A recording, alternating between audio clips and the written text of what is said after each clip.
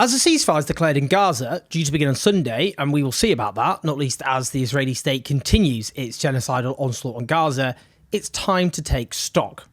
Joe Biden, the President of the United States, who will rightly go down in history as a monster, said this. This is the ceasefire agreement I introduced last spring. One caveat here. How sentient this man is, open to debate, but what were he and his advisors thinking when they decided he should say that? Did they think it would reflect well on him, that this would mean he would get some credit? Does he not realise how incriminating this is? Indeed, what has been underlined by latest developments is that the United States, which provides Israel with the overwhelming majority of its weapons, as well as aid and diplomatic support, we could go on, the US has almost total leverage over what Israel does in these circumstances. That Netanyahu signed up to a deal that was on the table last spring is because, let's say it, Donald Trump used some sort of leverage, which Biden refused. There's going to be some heavy caveats here. Don't worry, I'll get onto them. Now, according to the Washington Post, a diplomat briefed on the ceasefire negotiations between Israel and Hamas credited progress in the talks in part to the influence of President-elect Donald Trump, saying it was the first time there had been real pressure on the Israeli side to accept a deal. According to the Times of Israel, a tense weekend meeting between Prime Minister Benjamin Netanyahu and incoming Mideast envoy Steve Witkoff led to a breakthrough in the hostage negotiations, with the top aide to the US President-elect Donald Trump doing more to sway the premier in a single sit-down than outgoing President Joe Biden did all year, two Arab officials told the Times of Israel on Tuesday. Trump triumphantly posted on Truth Social, "We have a deal for the hostages in the Middle East. They will be released shortly. Thank you." All in capitals, characteristically. Now, the scenes, understandably, of Palestinians in Gaza celebrating. Any respite whatsoever, given what they've gone through, is something which has overwhelmed so many of them.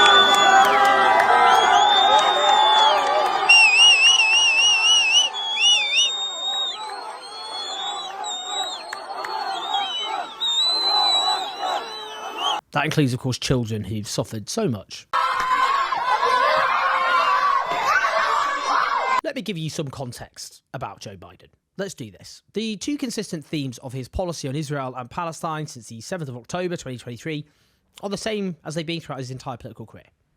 And that is, firstly, Israel is an invaluable strategic asset to the United States. And the second is that Palestinian life does not matter very much at all. And those are overriding considerations. Now, this isn't hyperbolic. Let me read from a long read. It was published last March in the London Review of Books. It was penned by the Indian essayist and novelist Pankaj Mishra. It refers back to 1982, when Israel had invaded Lebanon, inflicting terrible atrocities as it did so, led by Menachem Begin, the leader of Likud, of course the party later led by Benjamin Netanyahu. In the run-up to the establishment of Israel, Begin was a terrorist leader. Now, one of the atrocities committed in Lebanon was the massacre at Sabra and Shatila, in which Israel's allies slaughtered up to 3,500 civilians, mostly Palestinians and Lebanese, with unspeakable crimes. I mean, it's a horror film.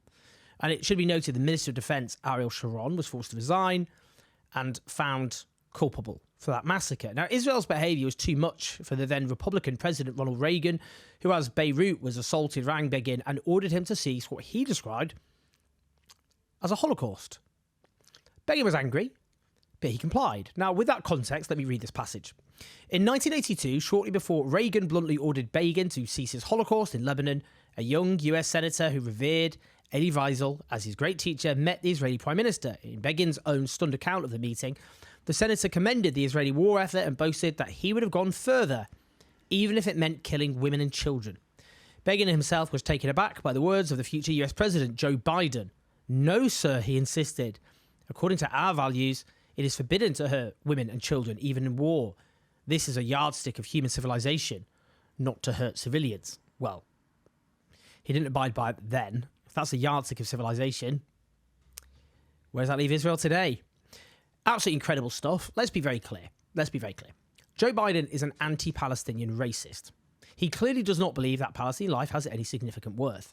The occasional hand-wringing you have seen from him has all been for show, to try and diffuse growing domestic anger as well as backlash abroad.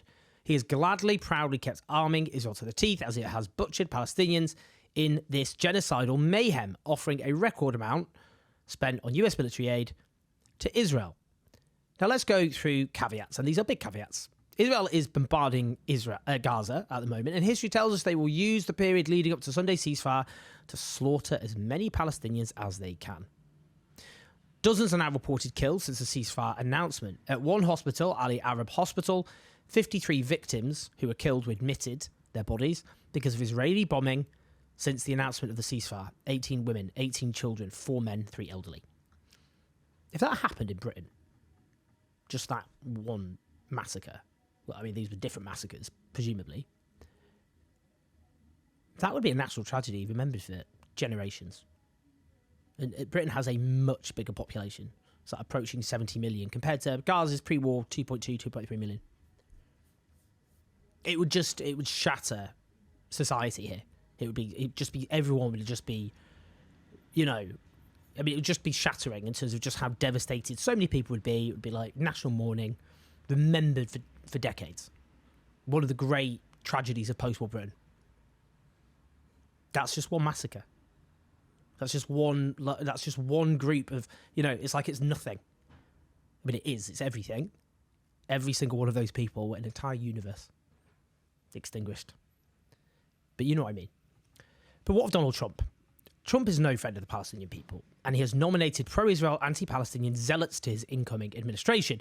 Back in November, just after Trump's victory, I posted, "Here's what I think may happen. Donald Trump grants Israel annexation of the West Bank in exchange for Israel winding down its full-scale onslaught against Gaza in favour of quieter, gradual strangulation so he can present the latter as a win."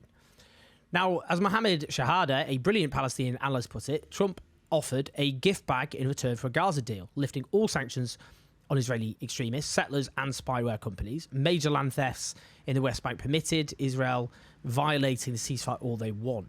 As Mike Waltz, the national security pick for Trump, told an Israeli newspaper, if the IDF is required to enter Gaza again, we are with them. Hamas will not continue to serve as a terrorist organisation and will not rule Gaza. Let's listen to what he said on this podcast, Mike Waltz says. And from your perspective, if this deal goes through and we enter what's characterized as the first phase, does that effectively mean the war is over? Does a ceasefire mean that its work is done in Gaza for the foreseeable future? Well, I certainly think Hamas would like to believe that, but we've been clear that Gaza has to be fully demilitarized. Hamas has to be destroyed to the point that it cannot reconstitute, and that Israel has every right to fully protect itself. So, all of those pieces. Now, it's worth emphasizing that the US Secretary of State, Antony Blinken, this week declared that according to US assessments, Hamas had recruited almost as many new militants as they had lost. Now, what is Waltz talking about here? Given the apocalyptic barbarism unleashed against Gaza now since October 2023, what on earth is he possibly endorsing that he thinks will achieve a different outcome? What level of violence? Can you even imagine it? Trump is no peacemaker. Don't be fooled. It's worth noting that last time he became president in 2016, he dramatically escalated airstrikes in Afghanistan, which meant a surge in civilian deaths, even as he paved the way for the inevitable US acceptance of strategic military defeat in Afghanistan. Now, for those who believe the genocide is over, I'm afraid a bitter appointment with a grim reality beckons. Indeed, what's left of Gaza? I mean, it's not habitable as it stands, or as it lies in ruins. Most of its infrastructure is in ruins. Its hospital system is destroyed. Its domestic food production and agriculture is ruined. I mean, just one statistic, 83% of plant life has been destroyed. That was months ago, by the way, the estimate. Whatever happens, there has to be accountability. The Democratic administration, Joe Biden, Antony Blinken, and yes, Kamala Harris, they need to go to jail. I don't care how far-fetched or utopian that seems now.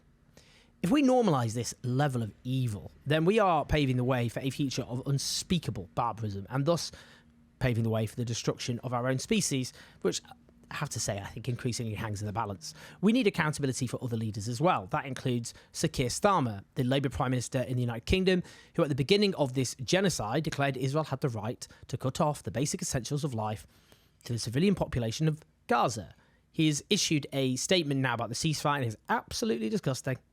In that statement, he talks of Hamas being brutal terrorists, Israelis suffering the deadliest massacre in terms of the Jewish people since the Holocaust, brutally ripped, he says, from their homes, held captive in unimaginable conditions, being murdered.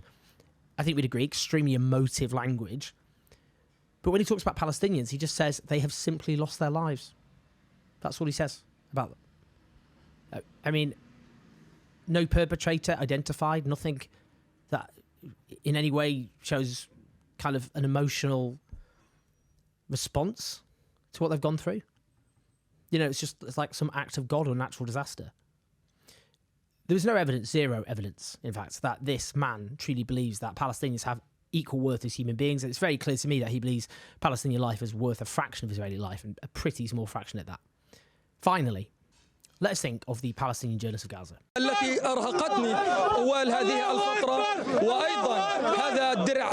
They are the lions of the world's press pack. They've suffered so much. They did everything they could to show the world the horror, the barbarism being inflicted on their own people, all while they have suffered the biggest slaughter of journalists in history. They were the eyes and are the eyes and ears of the world in a time of unspeakable evil. One by one, or sometimes more than one at a time, they were butchered, sometimes alongside their families and their little children, burned alive, blown to pieces, buried under rubble and suffocated. They had one objective above all else: to convince the world that Palestinian life matters, that the worth of a Palestinian is no less than the worth of anybody else, that their suffering matters, that their pain matters, that they deserve the right to live, to flourish, and to be happy, not to be trapped in a killing field and reduced to ash. They were and they are lights in the darkness, the most courageous journalists to ever walk the face of the earth. And we must never, ever, ever, ever forget what they've done. Please like and subscribe. Leave your thoughts, your comments. Help us expand our operations, which we do at the moment. I've hired a brilliant video expert, etc., to professionalise things. So you can do that at patreon.com/Jose84. Listen to the podcast. I'll speak to you in a bit.